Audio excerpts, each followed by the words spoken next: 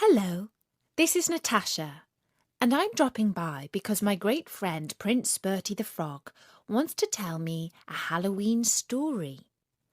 Bertie loves Halloween stories because they are about spooks and witches and skeletons that talk and all sorts of things that make you want to go, ooh. But Tim the Tadpole says they're all a bit scary. So I said, don't worry, Tim. You're not the only tadpole who is afraid of Halloween. Did you know that even some witches are frightened of it?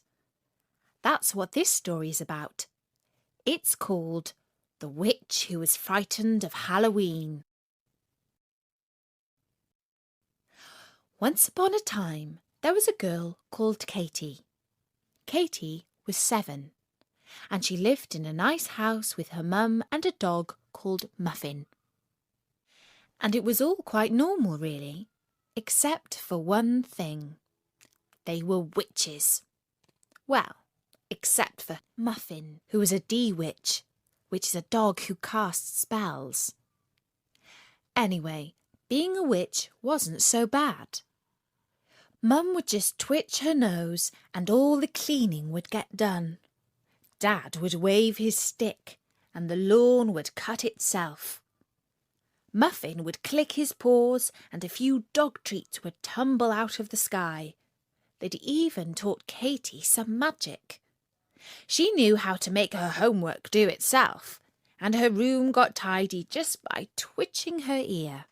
But there was just one thing Katy really didn't like. Halloween. Once a year, when the leaves were falling off the trees and the nights were getting longer, all the children in her school and along her street would get terribly excited about Halloween. They made costumes of horrible-looking witches, with long pointy noses and spots and nasty black hats and broomsticks. And Katy said in school, "Witches aren't like that really. My mum looks quite nice." And all the other girls fell about laughing. "Katy thinks she's a witch," they laughed. "She's ugly and horrible, just like a witch." And when Katy went home that day, she was really upset. She cried and cried and cried, and when her mum asked her what the matter was, she said, "Everyone hates witches, and they especially hate them at Halloween."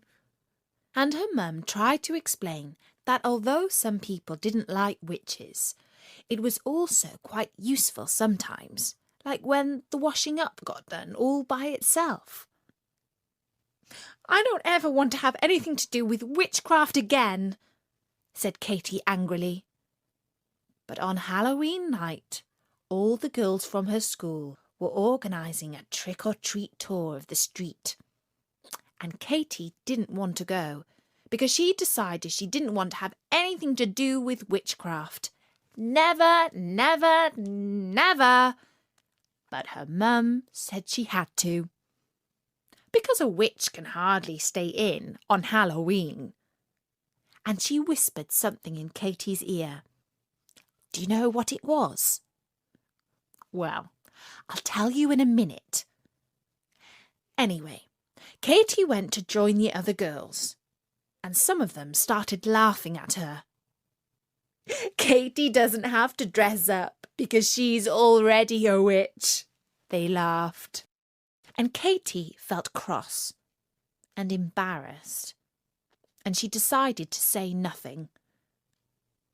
At the first house, they got loads of sherbet lemons. At the second, a jumbo pack of sweeties. At the third, loads and loads of crisps. And at the fourth, a giant packet of chocolate biscuits. But at the fifth house, there lived a man called Mr. Bones. And Mr. Bones didn't like children. He certainly didn't see why he should give them any treats. "Buzz off, you stupid kids," he said when they knocked at the door. "Trick or treat! Trick or treat!" cried the girls. Yes, well, I think I'll take the trick, if it's all the same to you, said Mr. Bones, and a horrible smile creased up his face. Because you're just a bunch of stupid little girls, and you don't scare me. But one of us is a real witch, said Amelia, the biggest of the girls. Yes, yes, Katie's a real witch, they all cried, and Mr. Bones just laughed and laughed. That's the stupidest thing I've ever heard, he said. Go on, Katie, said Amelia. Let's see if you really are a witch. And so Katie stepped forwards. You don't look scary to me, said Mr. Bones. You're just a stupid little girl.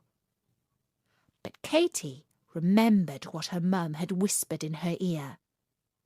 Do you know what it was? A special spell. So right then, Katie recited the magic words, and she wriggled her ear, and all the girls gasped in amazement, because suddenly Mr. Bones wasn't Mr. Bones anymore. He was a little brown, fluffy hamster inside a cage, running around and around on a wheel. All the girls laughed and laughed. Katie leaned into the cage. She spun the wheel so that it had to run faster and faster. And then she recited the magic words, shook its head, and Mr. Bones was and Katie spun the wheel so that it had to run faster and faster. I'll get you some treats, girls. And then she recited the magic words nervously, and Mr. Bones and he came back into a man again. Of chocolate bars, fizzy drinks, I'll get you some treats, girls, and even a new Barbie DVD for each girl. And he came Please come back again next year, bars, girls. Fizzy drinks, he said, biscuits. I'll have even better stuff for you. DVD for each girl. And he went back inside. Please come back again next year, girls, he said. And as I'll have even better stuff for you. And he went back inside, looking very nervous. And as they went down the rest